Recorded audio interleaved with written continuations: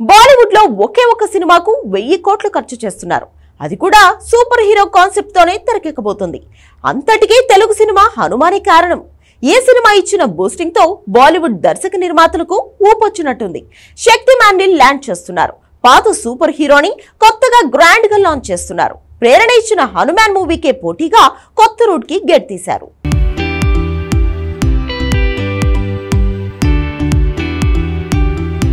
Shaktimaan 90s kids ఎన్నడూ మర్చిపోలేని పేరు. అంతగా అప్పట్లో శక్తిమాన్ పేరు మారుమోగింది. ఇప్పుడు 1000 కోట్ల మూవీగా ఈ సినిమా రాబోతోంది. ఇప్పుడు 1000 కోట్ల మూవీగా ఈ మూవీ మారబోతోంది. నిజమే, రణ్వీర్ సింగ్ ఇప్పుడు శక్తిమాన్ గా మారే పనిలో ఉన్నాడు. అసలు శక్తిమాన్ ప్రాజెక్ట్ ని సోనీ పిక్చర్స్ ఎప్పుడో అనౌన్స్ చేసింది. ఆ తర్వాత ఆ ప్రాజెక్ట్ పెండింగ్ లో పడింది. అయితే హనుమాన్ మూవీకి వచ్చిన స్పందన చూసి మరి ఈ ఫిల్మ్ టీమ్ లో జోరు పెరిగిందో ఏమో తెలియదు కానీ మొత్తానికి శక్తిమాన్ మూవీని 1000 కోట్ల బడ్జెట్ తో తెరకెక్కించే ప్రయత్నాలు మొదలయ్యాయి. 3 భాగాలుగా శక్తిమాన్ ని తెరకెక్కించబోతున్నారట.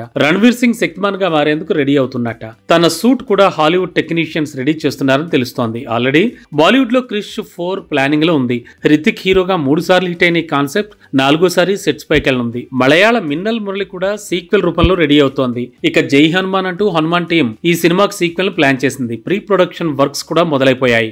మొత్తానికి హనుమాన్ హిట్ తో 3 సూపర్ హీరో ప్రాజెక్టుల్లో కదలిక వచ్చేసింది.